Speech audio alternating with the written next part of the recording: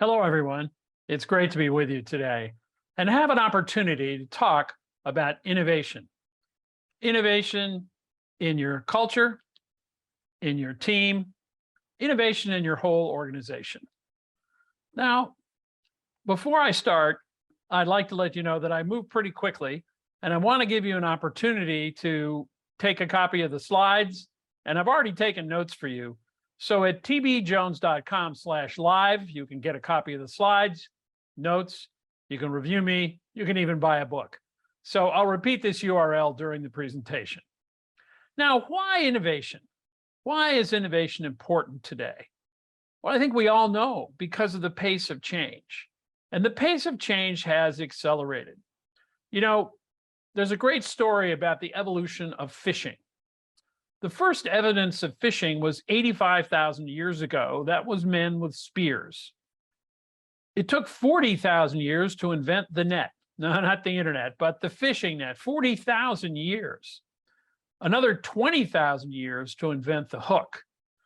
And it wasn't until 6,000 years ago the barbed hook was invented. So almost 40,000 years from the initial fishing to the invention of the hook. That was innovation then. What about innovation now? Well, the telephone took 75 years to reach 50 million users. Pokemon Go did it in 15 days. 75 years to 15 days from 40,000 years. And that's because of connectivity. We're all connected today, and that's changed the pace of innovation. Now, innovation also sometimes sneaks up on you. Recently, I made a speech in Cincinnati, and there was this picture there in the hotel of steamships tied up by the wharf on the river.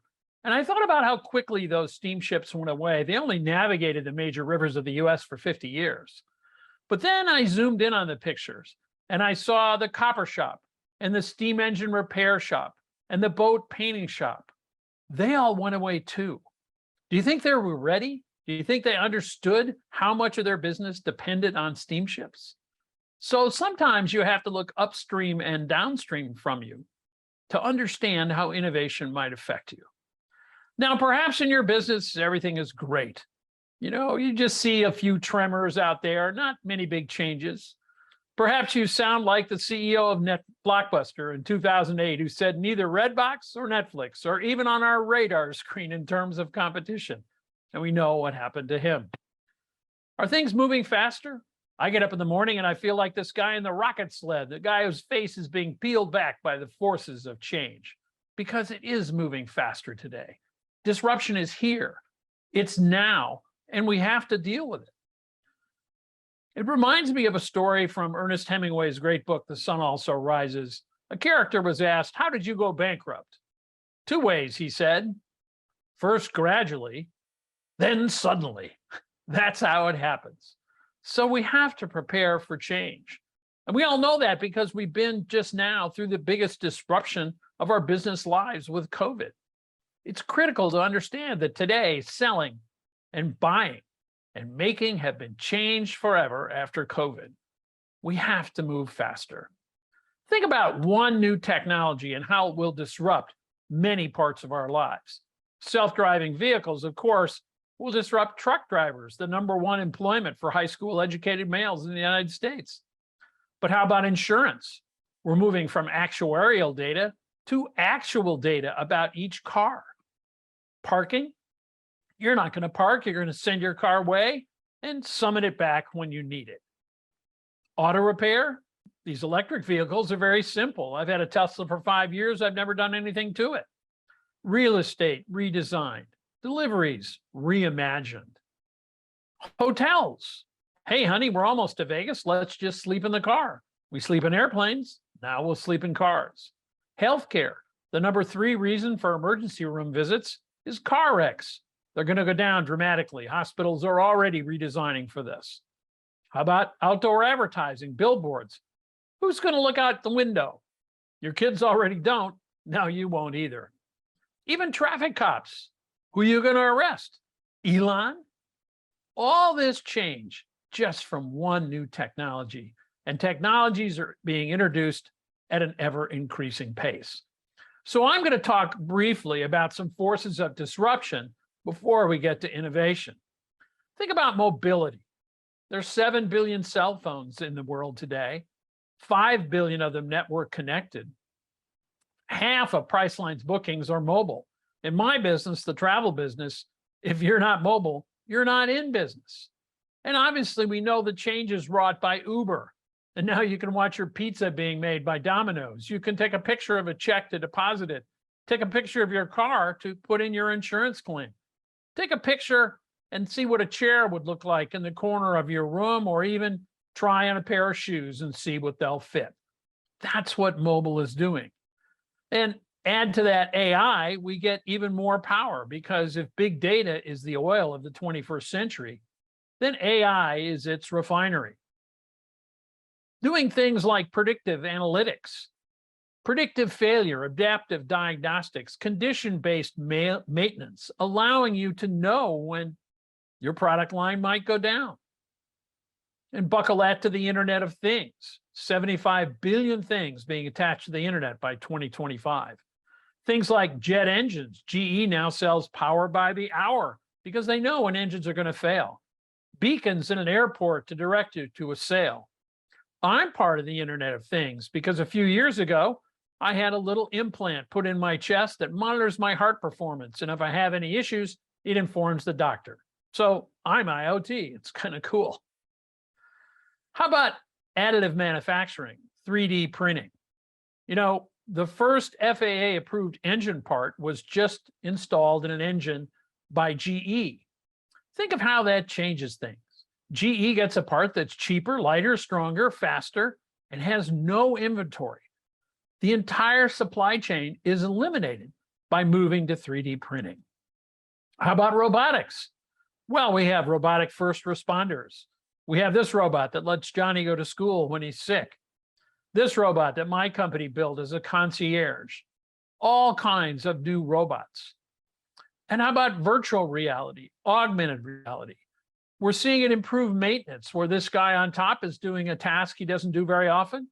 He can do it better and more safely and more quickly by using AR and VR, just like that guy on the bottom who's doing remote telecom maintenance guided by someone across the world. You also see disruption from experienced disruptors. Think about these great companies and how they were disrupted. How Nokia was disrupted by Apple, who changed the experience of a cell phone. How Apple Music was blown out by Spotify. Yellow Cab destroyed by Uber. Gillette wounded by Dollar Shave Club, just by changing how we buy and use a product. So from one perspective, these are disruptions. But from the perspective of the inventor, they're an innovation. Disruption, innovation, disruption. They're just two sides of the same coin. The only reason you call it a disruption is because you didn't do it. If you did it, it would be an innovation. So let's focus on innovation because it's the cure for disruption. First, I'd like to define innovation. I like this one. Creativity is about thinking up new things. Innovation is about doing them. You have to put an idea to work. It doesn't count. I'm the holder of 6 patents, but none of them are innovations because none of them were turned into products. A dream with a deadline, that's innovation. It's not just a dream. You have a deadline. You have to ship. You have to put your ideas to work. There's the thinker and the doer. The doer left. He's out doing. Now, half of executives are dissatisfied with the state of innovation in their company. Why? Well, if you successfully explain your vision, mission, strategy, and action plan to your team, they're not the 3 blind mice. They probably understand the size of the opportunity out there in front of them. And some of them are terrific. They're going to get the innovation no matter how hard it is to get. This is the Tom Cruise of mice, right? He's going to get that piece of cheese. But some of them can't figure it out. They can make the sale, but they can't bring it home. They can't implement. But frankly, the problem with innovation is most people are afraid to go for it. They're afraid of change. So if you want success, here's a few ideas. First of all, I believe the engine of innovation rests on twin pillars: the pillar of culture and the pillar of team. If you get culture and team right, you put gas in the tank of innovation. Because culture eats strategy for lunch. You can have the best strategy you want, but without the culture to implement it, it's not going to happen. You won't get any new ideas unless you create a culture of innovation, a culture of where that light bulb isn't flickering, but it's burning bright. And to do that, you have to nurture the flame, because an idea is like a spark. It's a tiny little flame, and we're going around the room and we're saying, and we can do that, and we can do that. And somebody says, but let's wait a moment here. I'm going to play devil's advocate. And what happens? Poof, the candle goes out. The spark is gone. The idea is lost. We have to nurture that flame. You see, innovation is not like the Olympics. In the Olympics, you have one run down the mountain, 6 minutes. You come in fourth. You don't get a medal. Your pro career is probably over. No, innovation's like baseball. And in baseball, if you fail 70% of the time, you're actually awesome, because you get a lot of chances in baseball. And that's like innovation. We have to understand that success isn't permanent and failure isn't fatal. We have to build a culture of experimentation where we experiment and we fail, but eventually we will succeed. Now, if you watch Mad Men, you know in the ad game, they're writers and they're editors. The writers write, the editors pick. So be an editor for a moment. Which one of these ads was the best in the last campaign for election? Well, it wasn't this one, and it wasn't these two. It's actually the one on the bottom produced 35% more than the other two. How do they know? Did they have a great editor? No. ABCD testing. They ran all for an hour and let the customer decide. At Kayak, 20% of what we display every day is a test. We are constantly testing, generally failing, but always learning. So experiment, test, and understand that you have to do this. Don't write, "We will never change" in the concrete outside your building. Write, "We experiment" in the sand, and let the water come wash it away, and write it again. And when you fail, and I hope you do, because if you don't fail, you're not trying hard enough. Kill projects, not people. Kill projects, not people. You know, early on in Travelocity, we put videos on a CD-ROM because back in the Stone Age of the internet, you couldn't send videos online. The lines were too slow. So we built that CD-ROM, and I spent $1 million getting it out in the stores. And I lost $1 million. And I had to go to my boss, the CFO of American Airlines, and tell him I lost $1 million. I was scared. You know what he said? He said, "Terry, what did you learn?" Well, the word spread like wildfire. Terry didn't get fired, but also that this guy was a coach, and everyone needs a coach. And coaches don't just throw people off the team. They work to make the team better. Watch the game films. Why do sports teams watch this fumble over and over again? Not to assign blame, but to change and improve and ensure victory. So dissect your innovation, dissect your experiment, find out why you failed, and move forward. At Intuit, the CEO says, "We allow failure and harvest learning." We allow failure and harvest learning. You should too. Now, maybe your problem with innovation is you're changed to an old model. Somebody comes in with a new idea and you say, "Well, Bob, we've always done it this way, and we've actually never done it that way." What happens when you say that? The air goes out of the room. You'll never get a good idea from that person again. Never love something so much you can't let go of it. You have to let go of old to let in the new. And as a leader, you have to understand that your wake is larger than you imagine. As you motor through life, you leave a big wake behind you. It consists of what you say and do. So do you support, amplify, concur, and endorse? Or disagree, minimize, and play devil's advocate?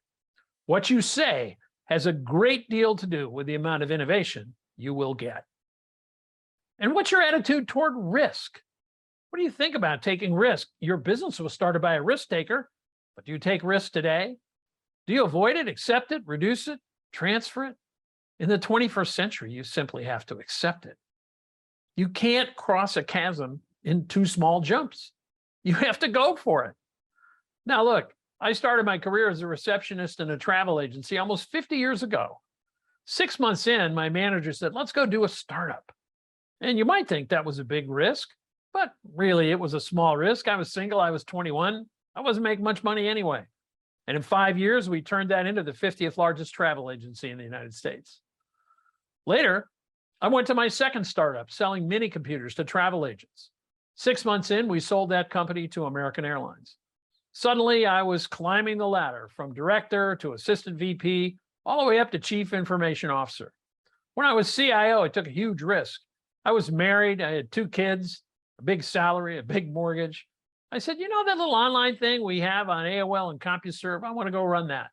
People said, well, you're nuts. You know, there's only 10 people there. But we turned that into Travelocity and took it public for $1.2 billion. Big risk, big reward. Now, since that time, I've taken a lot of small risks. I'm a speaker, an author. I've served on 20 corporate boards. And I look back on the companies where I've served on the boards. Some of them shrank. Some of them blew up entirely. And the rest of them created over $16 billion in value. And 2 of them are internet unicorns, billion-dollar startups. Recently, I went all in again with my time and my treasure. I started a new company. And people said, Terry, do you have to do a startup? I said, no, I'm old. I'm on Medicare. I don't have to do a startup. I want to do a startup. And unfortunately, it failed. But me, I'm still operating on full throttle. Why not? I just had a $15 million education in what not to do. We always can learn from failure. So take the first risk. You can minimize it. You can do a prototype with a 3D printer. You can test it on the web. You can do consumer testing. You don't have to go all in. You just have to learn. Never, ever think outside the box. Only say that to the cat because you want everyone else to think outside the box. And you can't change the culture of your company into people who think outside the box by sitting in the easy chair. Changing culture is a contact sport. It's difficult. You have to do it every day. Jeff Bezos said recently, my main job today is to work hard at trying to maintain our culture. His office, his building is called Day One because he wants everybody to think like it's day one every day. So let me tell you a little more about Amazon. Here's my friend John Rossman, who's an author and was a senior executive at Amazon. John, you've written 3 books about Amazon and its culture and its business model. You talk about 2-way doors and 2 pizza teams and day one mentality. What is it about their culture that allowed them to handle a 25% increase in sales while keeping customers happy and focusing on employee safety? Yeah, it's a great question. And I wish it was just one thing I could answer that with, but I really think it's the combination of a few factors. And I've kind of narrowed it down to 3, which is, I think first, it was decisive leadership. They said early and clearly, we are completely focused on COVID. We are completely switching to essential items, which gets to the second attribute, which is a leadership structure and a management structure that creates middle management that takes guidance like that and interprets it for their own businesses. And so they don't wait for permission. They hear something like that, they adjust it for their business. And so they have strong middle management decision making. And I think the third thing is really the way that they architect their processes, their data, their systems are always around scalability and being able to be more nimble than most in new business requirements, new approaches, new points of emphasis, new use cases. And I really think it's those combinations of decisive leadership, middle management who's able to interpret and implement guidance like that, and then scalable and more extensible data and processes. So decisive leadership, don't wait for permission, and be nimble. Now, we've talked about culture. What about team? That's the other pillar of innovation. You know, it's all about the team. It's about a new world that requires old world knowledge mixed with youthful exuberance. So when I was starting Travelocity, I wanted to bring in a bunch of young people from outside the company, and HR said, no, you have to hire from the inside first. I said, I already have those guys. It took me 6 months to convince them. But eventually I brought them in. They thought the industry was broken. Only they could fix it. They had messianic zeal, but no industry knowledge and no industry contacts. On the other hand, I had the .corp, or you might say the corpse, the suits who said the industry was fine. It didn't need fixing. They moved at a slow pace, but they had domain expertise. They knew travel. I put them together. They fought like cats in a bag. It was nuts. But out of that crucible came a multi-billion-dollar company. So yeah, you have to teach old dogs new tricks, but puppies need to learn everything. So mix them up, train them. As William Wrigley said, when two people in business always agree, one of them is unnecessary. And hire people who don't fit in, people who aren't like you. When you hired this cat, he did turn out to be the world's richest man. And I got to know Bill Gates pretty well. He was sort of our account rep at American. Brilliant, insightful, and fairly unusual, just a little odd. You might not have hired Bill back then. You would have been wrong. The world wants geniuses. It just wants them to behave like other people. They don't. They're odd, but boy, will they give you great ideas. And what do you think about just one person? Can one person make a difference? Yeah, one person can make all the difference. Think of the difference that Satya Nadella has made at Microsoft, that Alan Mulally made at Ford. One person. One person at Expedia beat Travelocity. He went to the boss and said, we should combine air, car, hotel together in a dynamic package that's made up at the instant. They rolled it out and doubled their sales in 2 quarters past Travelocity like we were stopped. Travelocity never caught them. One person. You need to have a glass half full team, not a glass half empty team, because negativity wipes out innovation. Negative people don't belong near innovation. Ordinary fools you can ignore. Arrogant fools spell trouble, said Elon Musk. You don't want them near innovation. And by the way, keep your team small. Amazon has a great rule, 2 pizza teams. If it takes more than 2 pizzas to feed the team lunch, the team is too big. It won't innovate. Now, how do you generate ideas if you have the right culture and you have the right team? Where do they come from? Well, do good ideas come from the top? I think they used to come only from the top because the top had all the information. Everything flowed upward. At American Airlines, I was there when we invented the Advantage program. That idea came from the CEO and the senior vice president. Great idea. But today, new ideas can come from anywhere on the org chart because everyone has access to data and information. And I frankly think the best ideas come from the bottom. Travelocity was the first company to page you when your flight was late. Yes, pagers back then. Now they come on your cell phone. But that idea came from a customer service agent who got tired of answering the phone about is your flight on time. And we started selling emails to people when the price changed. That idea came from an engineer. The best ideas come from the bottom. Innovation that happens from the top down is orderly, but dumb. And innovation that happens from the bottom up is chaotic, but smart. So how do I get that? Well, you have to listen. You have to listen. You have to have sentries in your company and outside your company.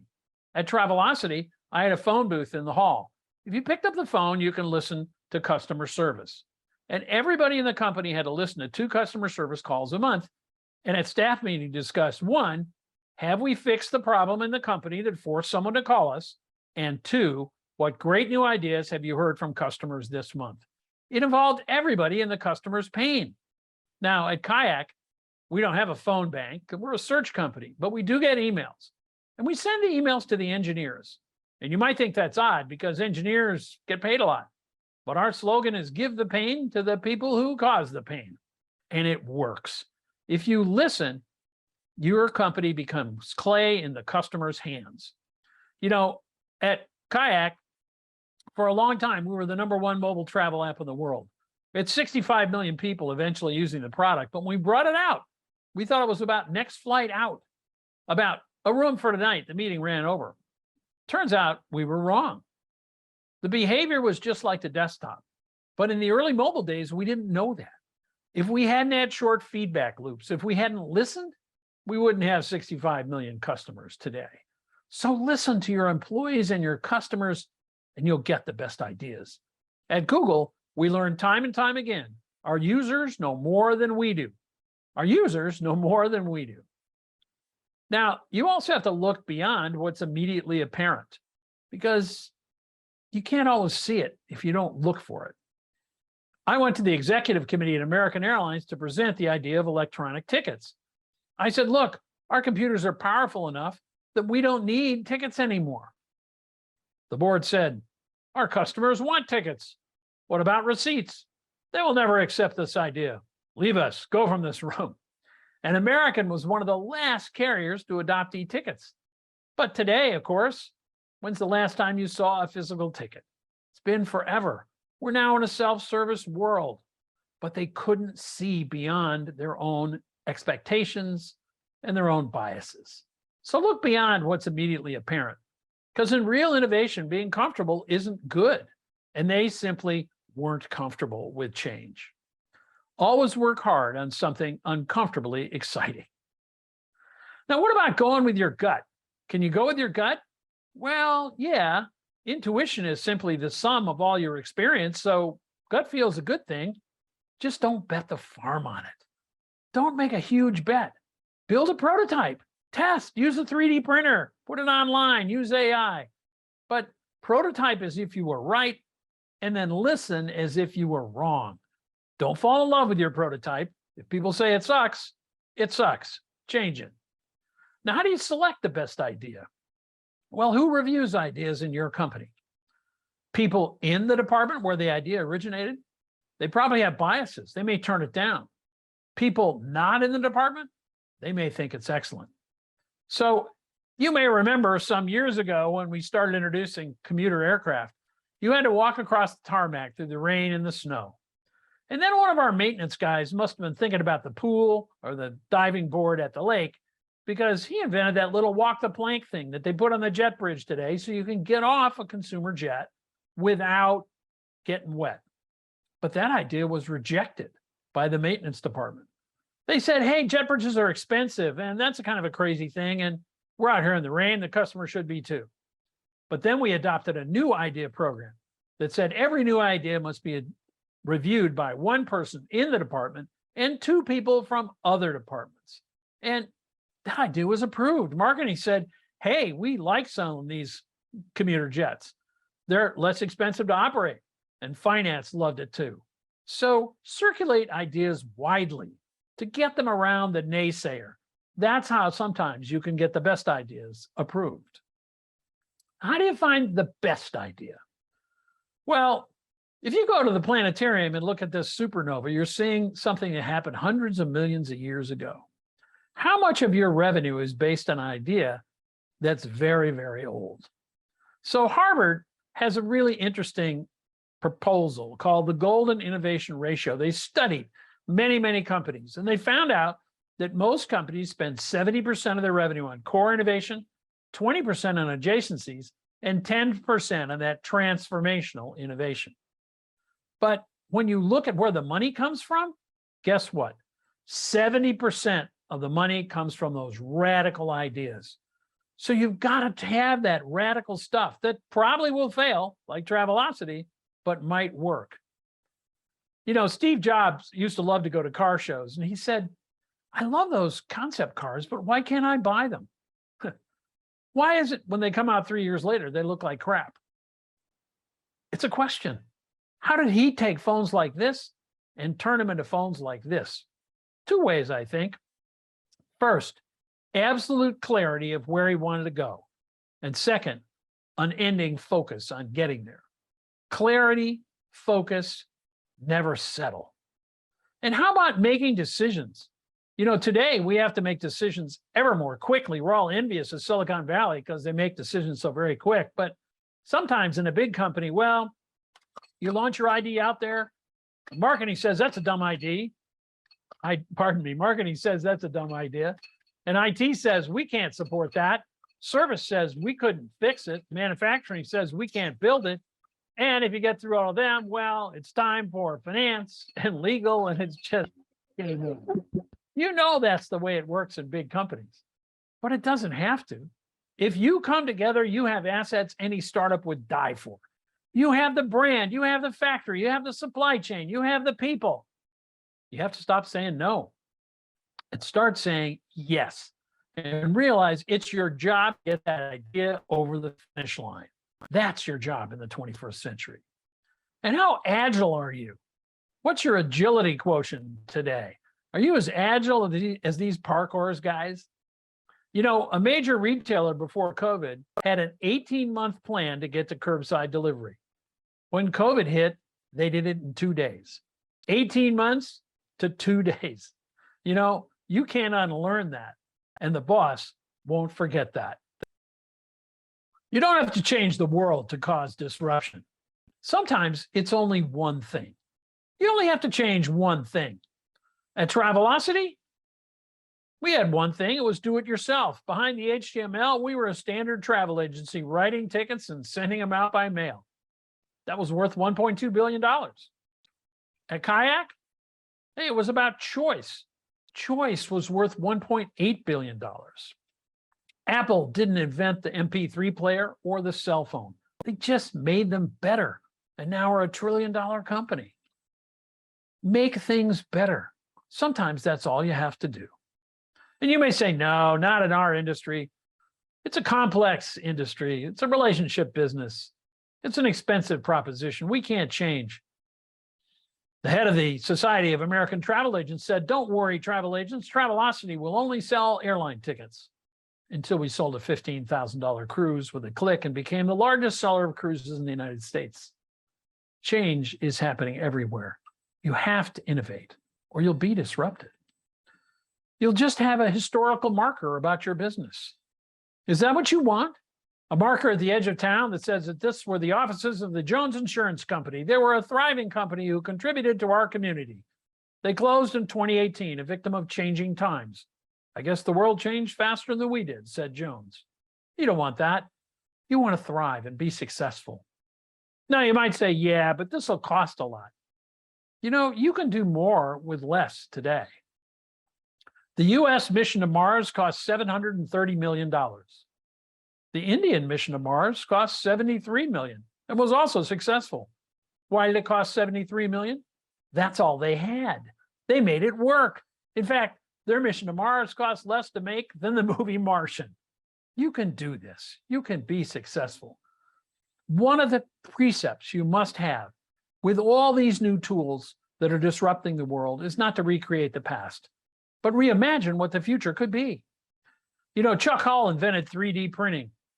It says that he thought about subtractive machines like a CDC machine and said, well, maybe I can make an additive machine like an inkjet printer. And today we see them making parts on the fly. You can make a part for your dishwasher with a 3D printer. Customization becomes the norm. And now people have reimagined. They're making hands for kids and remaking them every year as they grow up. They've made a 3D printing ear that can hear. So reimagine, because the last 25 years were about who could build things the cheapest, and the next 25 years about who can build things the smartest. Do something extraordinary this year. You know, years ago, Continental and United pretty much owned Denver Airport. They were the big cats. And we had only one flight at American. There was a huge snowstorm. And eventually they started plowing out the airport, but they didn't plow out American. They plowed out United and Continental. And it got so bad that finally our station manager went downtown and bought a bulldozer and dug out the airplane and it took off. And he charged it on a credit card and put it on an expense report. And when that expense report hit the CFO, he hit the roof. And he went to our CEO and said, look, Jack Williams charged a bulldozer on an expense report to dig out an airplane. What should I do? And our boss said, make him a vice president. So sometimes you have to break the rules, because thou shalt not is soon forgotten. But once upon a time lives forever. And that's a once upon a time story at American. Break the rules sometimes. You'll really like what happens afterwards. Let me close with a story about change. It's a story about my son. Now, growing up, he was not the boy genius. He was not a nerd. He just liked to play those multiplayer video games when you play people all over the world. And when he was in high school, he and several other kids wrote a game called Day of Defeat about June 6, 1944, the invasion of Europe. By the time he was in college, 50,000 people a day were playing his game. And he called me and he said, Dad, somebody wants to buy the game for 300,000 bucks. What should I do? I said, you should sell, man. You're in college. We need the money. And he did sell. But the cool thing is that game was built by 5 kids from Europe, 5 kids from the US, 1 kid from Canada. They never met. They built that game entirely online through IM and chat, a virtual company. Now, there's a coda to this story because later he left college and he got a job at Sony and then Electronic Arts, the world's largest game company. And maybe he has some of my genes in his blood because he quit. And with 3 friends, they started their own game company. And they built a wonderful game called Into the Stars. How do 4 guys take on a giant like EA that spends $300 million on a game? Their funding was Kickstarter. Their office was their apartments. Their team was crowdsourced. They got their customers through social and search, and IT was BYOD in the cloud. That's how you can do it today. You can use these techniques in your own business. And because I gave the most money at Kickstarter, he made me an athlete in the game. Probably the best picture. So let's review. Lessons learned. Now, the best way to review is to buy my books, available wherever books are sold. But seriously, we talked about the twin pillars of innovation, the pillar of culture and the pillar of team. You get those right, you put gas in the tank of innovation. Create a culture where an idea can exist, where people aren't afraid to go for it. Experiment, build prototypes, fail, and don't fall in love with your prototype. Fail fast. Don't punish, learn, kill projects, not people. Bring in different kinds of people who aren't like you, so you can have arguments, because arguments spark success, and keep teams small. Remember to look beyond what's immediately apparent and think about who approves ideas and how to circulate ideas widely so they get approved. Remember, one person can make a difference, and it's okay to go with your gut. Just don't bet the farm on it. Now, with that, I wish I could say the radar screen of business is clear. But the radar screen of business looks like Florida on a summer day. There's always storms to navigate. The opportunities are out there. It won't be easy. Competition is fierce. And I wish there was a key for innovation on the keyboard, but there isn't. You will succeed. You can do this if you follow the precepts we've talked about today. And remember that change is inevitable, but growth is optional. Growth is up to you. Thanks very much. And I think I'm hearing virtual applause.